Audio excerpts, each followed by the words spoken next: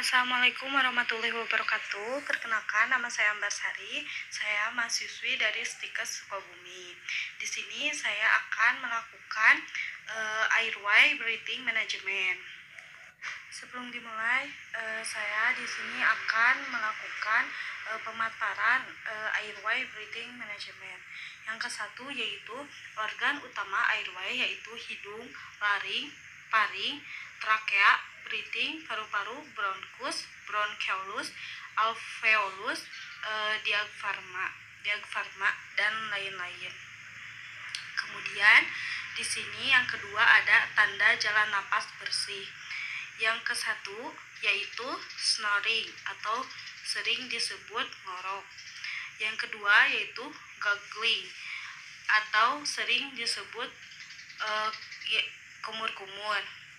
Yang ketiga yaitu crowing, yaitu ETT, Nedley, thorax, internal. Selanjutnya yang ketiga ada organ utama fungsi breathing dan ventilasi, yaitu untuk melancarkan jalan napas. Selanjutnya yang terakhir yaitu yang keempat ada tanda fungsi breathing dan ventilasi yang diadekuat, tidak ada apne, tidak ada cyanosis, RR adekuat 10-20 kali per menit, lebih dari 95%. Nah, selanjutnya di sini ada alat resusitasi dipersiapkan dan dicek fungsinya. Nah, di sini ada stetoskop. Selanjutnya ada neck collar, oropharyngeal airway, oxygen non-bearing, aid thorax synthesis.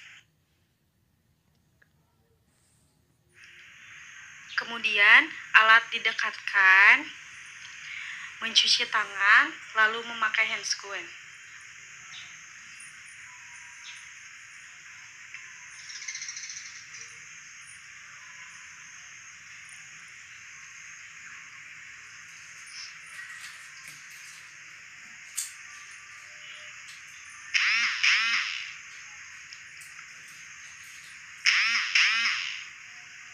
Kemudian selanjutnya lakukan 3A, yaitu aman diri, aman lingkungan, dan aman pasien.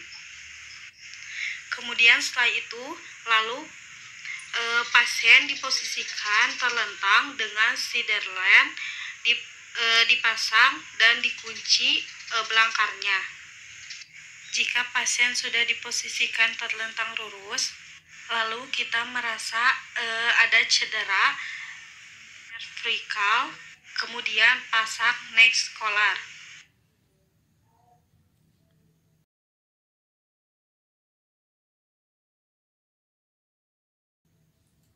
Cara pemasangan neck collar yaitu letakkan bagian neck collar yang berdekatan tepat pada dagu, lalu rekatkan dua sisi neck collar satu sama lain.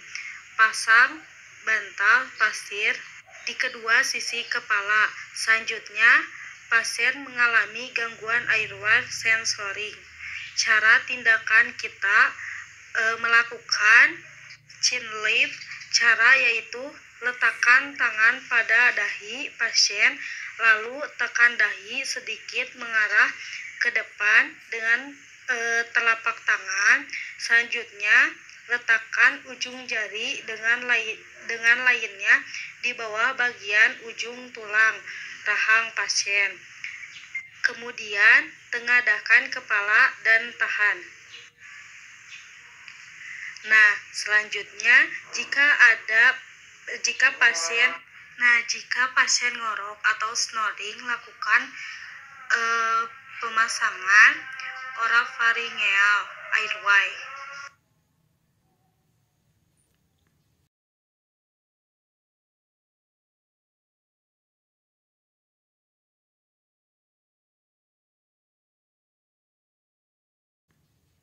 Nah, cara penggunaannya yaitu masukkan alat ke mulut, Lakukan pemasangan dengan cara memutar 180 derajat. Akan tetapi teknik ini tidak dilakukan pada infant karena dapat melukai jaringan lunak. Diaphragm lepas segera oropharyngeal airway bila korban memiliki efek muntah yang adekuat. Nah, lalu kita lihat cara melihat gangguan airway menggunakan stetoskop. Lihat ada sumbatan benda asing atau tidak. Lalu dengarkan ada suara napas tambahan atau tidak. Nah, selanjutnya jika ada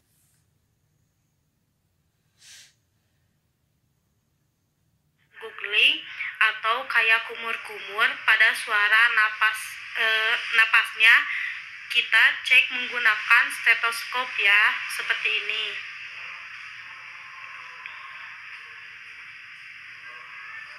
Selanjutnya, periksa fungsi breathing dengan cara look, listen, feel.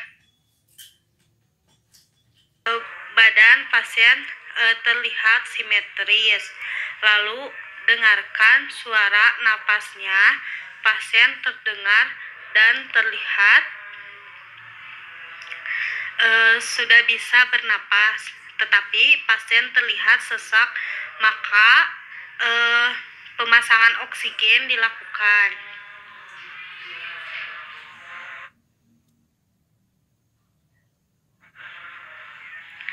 Kalau pasien masih terlihat sesak, maka oksigen breathing. Nah, cara penggunaannya yaitu oksigen ini terdapat lubang-lubang kecil di sekeliling sungkup muka. Kecepatannya aliran 6-10 liter per menit dengan FRO2 yang dicapai sekitar 36-60% yang diberikan pada pasien yang diberi kasus oleh Bapak, yaitu 7 liter yang digunakannya. Nah, selanjutnya pasien dicurigai adanya sension pneumotorak. Selanjutnya kita pasang needle torak sintersis.